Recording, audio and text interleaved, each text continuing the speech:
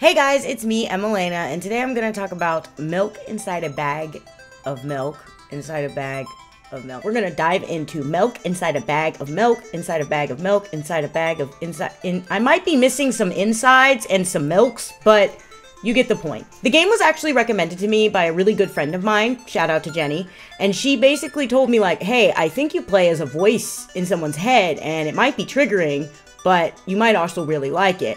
Now, she knows I have a tendency to punish myself with the media I consume, so I would say that her recommending this was spot on, and it was quite a good recommendation, and I'm so glad she told me to play it.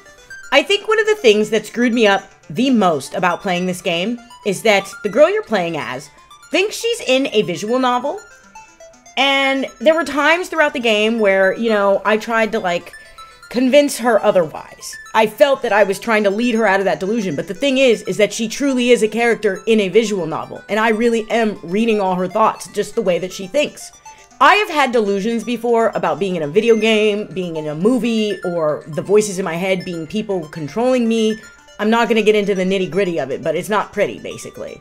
The thought that this girl is in a visual novel, and me, a voice in her head, who is actually the player of the visual novel, trying to tell her that, no, you're just sick, you're delusional, fucked me so hard I couldn't walk the next day. The game starts out exactly as you think. A young girl, well, maybe she's young, but it's a teenager, I assume, on her way to go get a bag of milk from the convenience store. Her mom sent her to get it, and throughout the journey, it is implied by the voice, you, that if she doesn't get this bag, she will get in trouble. Okay, sorry, I just cut my hair this morning and I had to fix it. Anyway, the girl begins to discuss random things on the journey, sometimes babbling nonsensically. At some point, you, the player, the voice in her head, interrupts her to tell her that she's been walking incorrectly.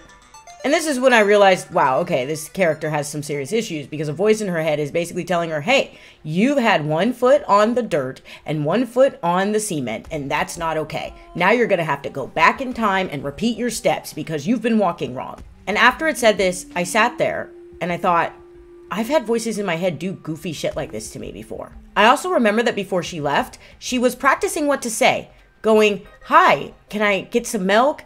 Can I pay for some milk? She kept tripping up on her words, not quite knowing what to say. And this reminded me of when I was a kid and a teenager. I remember being a preteen and a teen, going into stores and places to eat and things like that, and having a really hard time ordering food on my own. In fact, I would always have my friends do it for me, and I don't know, it was a weird thing now that I look back on it, but when I was a teenager, I thought it was completely okay. But now I look back on it and I'm like, that's strange that I couldn't order my own food. What was I so anxious about? What was I worried about? And I was worried about people judging me. I was worried about people staring at me. I was worried about people recording me, because I had very weird thoughts that when I shared them, I'm sure people just didn't listen because I talked too goddamn much. Let's be real. That's why I have a YouTube channel now.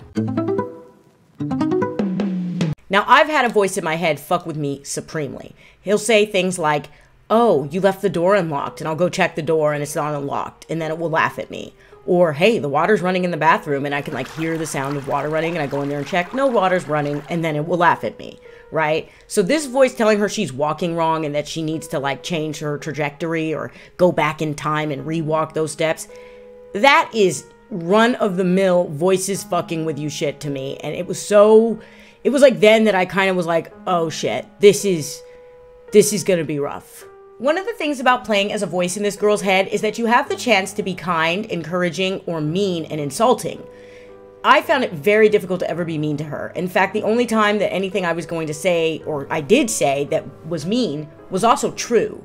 But then again, from the perspective of she is a character in a visual novel, perhaps it's not true.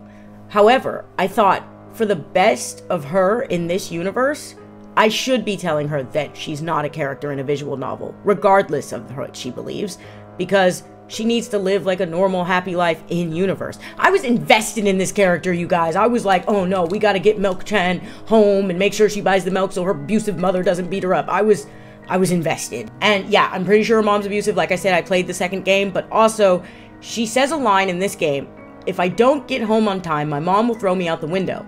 It is later revealed, spoilers, that her father jumped from a window, but I have to wonder if it wasn't her mom pushing him out the window. Anyway, after the girl figures out the step issue, with a little bit of help from you, she hurries into the store, and she has a couple of odd encounters of a customer and an employee speaking cryptically. One customer keeps saying "oh" to her no matter what she says, and then the voice steps in and tells her, "hey, stop talking, you're gonna get caught in the loop." I've noticed here that the voice really is looking out for her, even without your interference. I believe that was the only prompt I had at that moment. That or silence, maybe. But the voice is looking out for her. And again, this is accurate. I have a voice in my head who I very much feel is looking out for me. Now that my meds are stable and I do pretty good, I don't really hear as many hallucinations and voices and things like that as I used to. They recently upped my meds and it's helped a lot. But I do still hear voices every once in a while. And one in particular that is quite encouraging, just like Volition in Disco Elysium. It took me a second to remember that name of that game. By the way, Disco Elysium is a really good game, and I should do a video on that soon, because one thing I will point out that was pretty relatable is that she said she had a fear of the letter O, but then she said she keeps seeing this circle, and then she showed the circle, and it was like this black void that reminded me of infinity, and infinity is my greatest fear. Eventually, the girl gets up to the counter to purchase the milk, and she can't understand that the clerk is asking her for money, and then the voice, again, nudges her to pay, and then she's able to leave. As she's walking back home, the girl says again some odd things that very much remind me of things that I would say when I'm in psychosis, and then she's not paying attention, wandering in the street basically, and almost gets hit by a truck. She hallucinates it as a bear, and again, the voice tells her, no, that was a truck. And here is the first time that I was ever kind of mean to the girl. She says something like, a truck? Why would a truck want to hit an innocent girl like me? And you as the voice, you have the opportunity to say, you're sick, or the world is a sick place. This is the first time I was mean to her, as I said. And I said, you're sick. Because again, I thought it was right to tell her that you're not in a video game. You're in a real world. Even though she is in a video game, which is... But anyway, I really wanted this girl to survive and not get abused by her mother. I need you to understand that, because I saw myself in her. I saw how I was when I was younger in her, and even as an adult, you know? And in my life, I have actually had voices warn me of incoming danger that I didn't necessarily see. And I am better off because of listening to those voices telling me, like, you need to get out of here, right? So that's just an interesting thing. It's almost like your instincts being personified in a way. Sometimes, not always, but like your thoughts, your fears, your disgusts, your anger gets personified and put into a voice. And like maybe something that I didn't consciously see was happening, but my voice caught it. And so my subconscious literally said, hey, you need to leave. And that's happened a couple of times throughout my life. And again, and it's always been when things could have gone really, really bad, like really tits up, you know? At some point, the girl mentions medications and physical therapy, and eventually she wants to open up to you about, you know, what's really going on. And this is after you choose to go sit on a bench with her, where she basically confronts you and says, I know you're reading all my thoughts. I know I'm a character in a visual novel because the world seems to adjust to me. She says, like, the street lights change when she's in a hurry, and the rain clouds cover her when she's sad. And of course, the voice is like, are you sure this isn't all in your head? Again, trying to tell her, like, you're not in a visual novel, even though she is. It's just such a mind fuck, dude. And by the way, when you tell her that she's sick, after the truck incident, she says, you just had to say it, didn't you? It was so relatable, because anytime people point out that I'm sick, it always just feels so insulting. I'm so defensive about it, you know? It hurt a lot because I knew that I had inflicted that pain and I didn't like it. It's not a Sims game, okay? I'm trying to be nice to this character. So I chose to double down with explaining to this girl that, you know, she's not in a visual novel. And she mentions that her meds aren't working and that she knows she's going into psychosis, a very, very relatable thing. She tells you, after that, she tells you she hopes it will end painlessly. And I realized she was talking about suicide. Asked me if I know what she means. And of course I said yes. And then she says something that kind of drove me crazy, for lack of a better phrase, I guess. But she says, I'd rather not tell you my diagnoses. Let at least you be the one who sees me for who I am Even though I made you up, don't take that away from me, okay? When you were diagnosed with anything with the word schizo in front of it, or even bipolar disorder, what are considered severe mental disorders, people will not see you for a person. They will not see you for who you are. They will not listen to you speak. All they will hear is a crazy person. That's all they will see. It is very true. This is the same to say for some doctors too. Not all, but some doctors are the same way. They won't listen to you. They won't think that anything you say makes sense. They'll just cut you off and talk over you, tell you you're crazy basically in so many words. And sometimes they'll use that word. I remember this girl says, "I must seem crazy and weird to you." And she asked, "What is it like to see the world through my eyes?" Something that I've asked voices in my head. And then she starts talking about a tragedy that happened to her.